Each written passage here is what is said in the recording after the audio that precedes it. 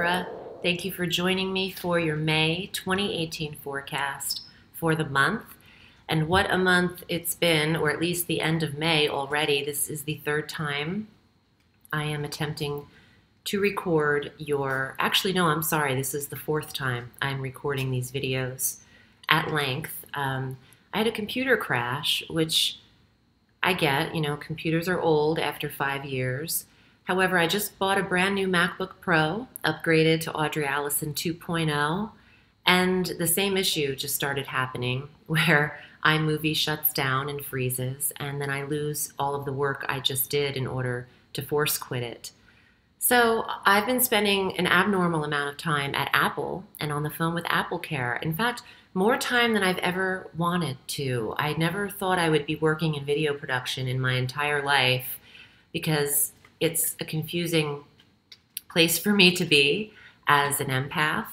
But I hope I can get through this successfully. I feel a lot of pressure to meet my deadlines with this business and to get your forecasts out in a reasonable amount of time, but I'm exhausted. So bear with me.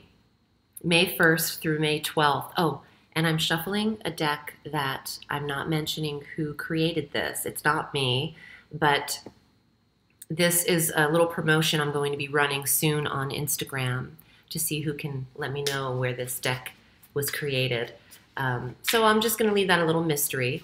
The first week and a half of May, we have Mars and Pluto in Capricorn that are squaring Uranus and Mercury in Aries. So this energy exists between your 4th and 7th house of home and environment and your personal relationship, marriage, and or business partnerships. There's a power play dynamic when these planets are involved, Pluto and Mars. And Uranus is unexpected energy and revelation. Mercury is communication. And this could apply, obviously, this could apply differently to each Libra out there. And what I think, one method this could make sense is if you are married and you and your spouse go into business together and you struggle with who is the boss in this business and in the relationship. And it isn't Tony Danza. I feel like there's going to be a little bit of a combative energy here to struggle for control. Saturn is also involved in this, but not as close as Mars and Pluto are in Capricorn.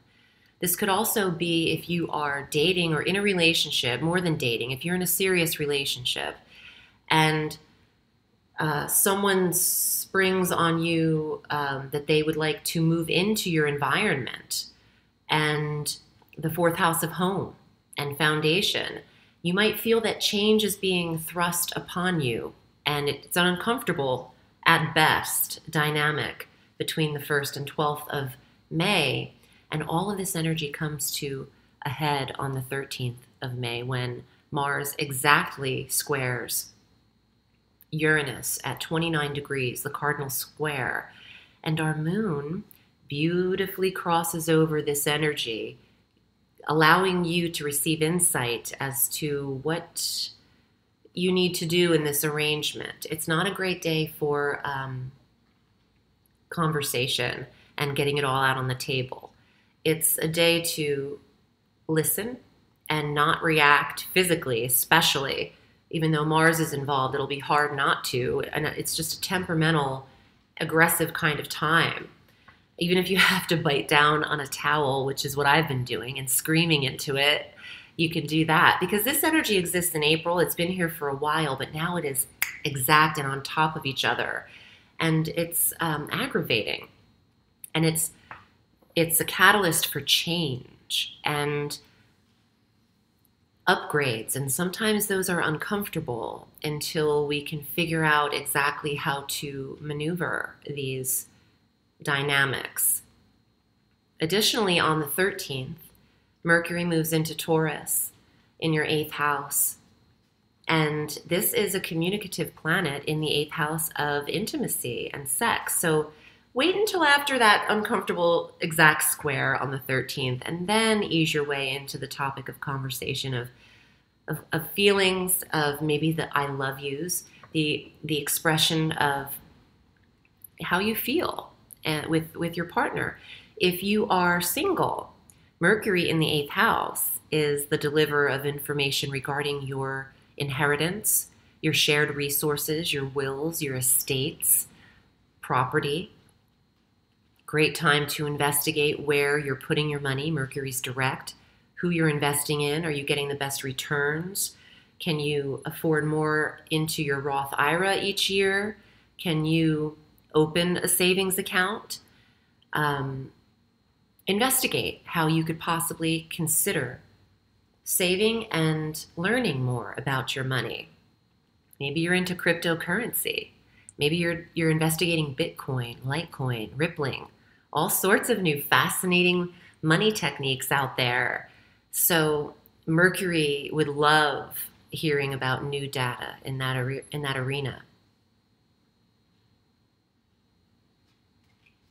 On the 15th, we have our new moon at 24 degrees of Taurus. This is the Taurian energy month.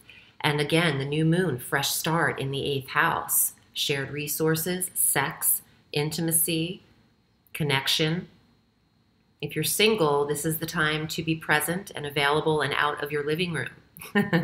I know, girl, I know, I feel you. And boys, it is,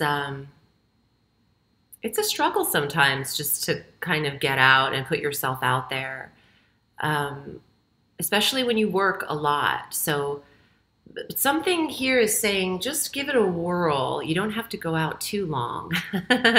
You don't have to be too prepared, and something beautiful might occur for you.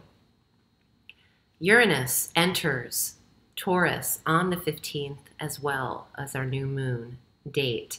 And this is the sudden planet of insight and the aha moment. It's an innovative, progressive planetary energy regarding technology and high-tech devices in your 8th house of intimacy. And I would never recommend this because for me personally, online dating has been a nightmare. And I mean, I've done it all. I did the eHarmony where you basically are on Weird Science and you have to pay for your dream man. And it's just crazy though. If we were out having drinks, let's put it this way, I would never just say, hey, yeah, try online dating. Super good time. But this placement, I'm telling you, get online over the course of 8 years because you have until April 23rd of 2026 with Uranus in this 8th house. Intimate connections can be inspired by the internet because Uranus governs the internet in the 8th house. It could work for you, Libra, so consider it. No harm, no foul. On the 16th of May, Mars enters Aquarius, and this is an abnormally long stay. He's usually in a sector for 60 days. Mars is kicking it in Aquarius for 5 months through November 16th of 2018 in your 5th house of true love and romance. So this is fabulous energy for single or committed Libras. You know, you have, wow, Libra, I don't think you'll be single by the end of the year, unless you want to be, because don't forget, you are creating your vision. It's easy to blame it on everything else, but, you know, if you're single, think about what you truly want and how comfortable you really are lying in your own bed. Some people like their space. It depends on how you are. Mars in the 5th house could relate to, the stamina and the energy to connect with your children at this time. And really gain from them is what I'm hearing. Watch your tone when you communicate with children. I'm noticing that a lot lately, and it's shocking sometimes. You want to watch your yelling or aggravated or agitated tone when speaking with children. Even get down to their level, kneel speak to them and nurture them, speak softly. I know kids act up and they do something wrong, but I see a lot of yelling and I said, get over here, you know, just a lot of manic aggression. You want to treat kids. You still want to treat kids how you would want to be treated. You know, I'm not trying to tell anyone how to parent, trust and believe, but tone can be heightened and aggravated when Mars is in the 5th house when dealing with kids, and maybe you just get, I just can't take it anymore.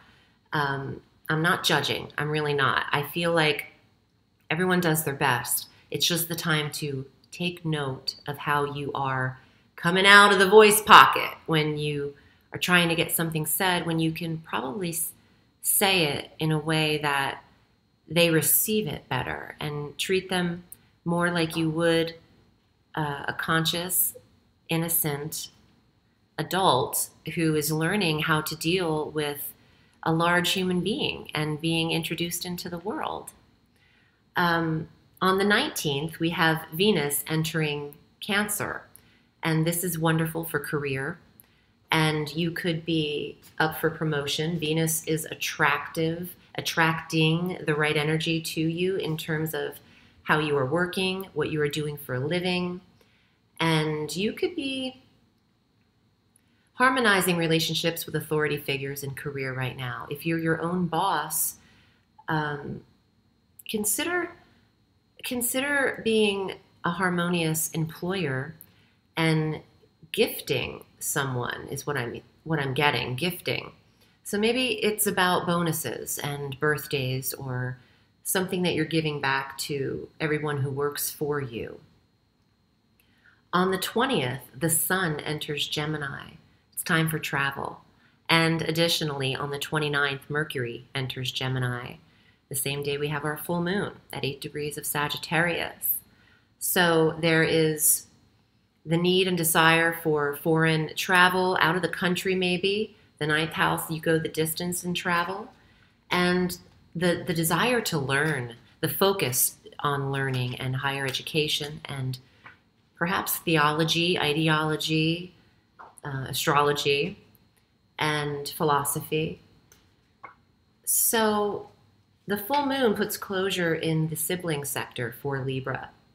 There is a release and a peace of mind. Maybe you buried an argument with a sibling, or you are recovering from loss for that.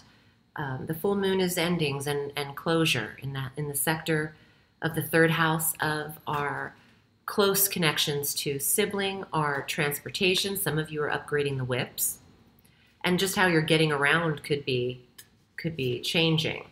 Let's see what's in the tarot. I'm anxious to see what comes up for you.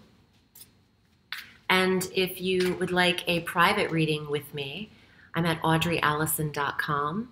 I read all through the week, all over the world, and I kind of excel at what I do. I'm going to take ownership. I'm really great at what I do, and I love to look at the astrology, and I love reading the tarot. So if you were ever interested in a reading, consider booking with me.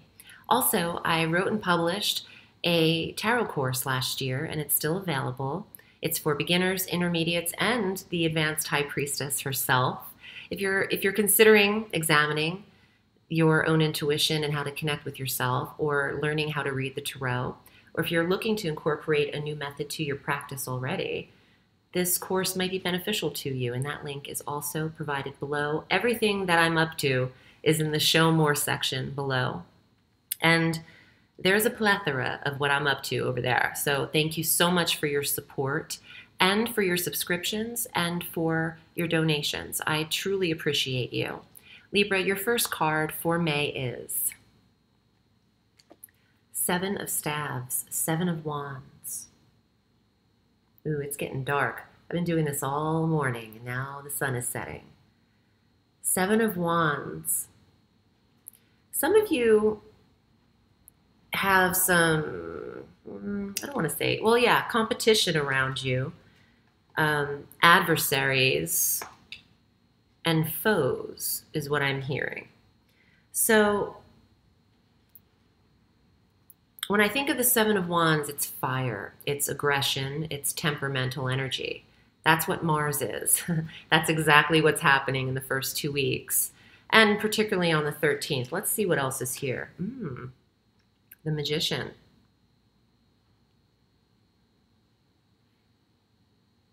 So you have all the tools that you need to conduct your business right now, Libra. The Magician is not lacking any device. Oh, device. I know you really use that word. Technology might be important for you to back up and protect this month, but also just know that everything that you need to press forward and surpass competition in your field, you already have it. You've got the ability to make your own magic. It's a destiny card. It's a manifestation card. It's also the card of Mercury, and the Magician is Merlin, Mercury. Where is Mercury? Oh, Taurus, that 8th house, intimacy, shared resources. Your next card is the Queen of Fire, Queen of Staves. You see these cards? They're Egyptian, and I'm not going to give you too much data because I'm so excited about this. Okay, she's a creator. The Queen of Fire is excellent at her creative endeavors and usually very independent. Fire sign female, Aries, Leo, Sagittarius, and or rising. And she's comfortably placed upon that throne, honey. She's not budging. And this might resemble you in a way, Libra. If you are working for yourself, it's an entrepreneurial card. So you might have to gain clients and stay on your toes. Yeah, you're going to be very busy. You might be so busy that you need a chiropractic appointment. This guy is carrying the weight of the world on his shoulders because he's got so much to be responsible for. He's got 3 things on one side. He's got 4 on the other. He's providing, going up the stages of the ladder of promotion and transformation in terms of career. Wow, it is windy. I can hear it and feel it and see it. You're going to be all right in your work because if you do work for yourself, and even if you don't, this is a very powerful position for your earnings and going upward. What else is here? The Hermit. Virgo. The Hermit retreats from social activity, and I don't blame him. The Hermit keeps the light on, though. He always carries a torch for something very privately, and he doesn't show it at all. It's a very spiritual card. It's about your belief system and protecting your private thoughts. Not everyone's entitled to know what you think, right? Watch who you're sharing all of your data with. Less is more. Retreat a little bit from what everyone's expecting of you to participate in. And you don't have to worry about anybody lurking or trying to do what you're doing but doing it better. This guy is insignificant. It doesn't even seem like he can cross that little tiny puddle of water without some stress. So don't worry about him. And summon the energy from this card, or refer to the fact that you are in control of your own fate. You can create whatever you'd like. You can be as creative as you like in this world. And you can definitely own your own business if you focus and promote yourself. I hope this was helpful, Libra. I'm wishing you a beautiful month. And you know that I love you. The sky is limitless, so reach for the stars.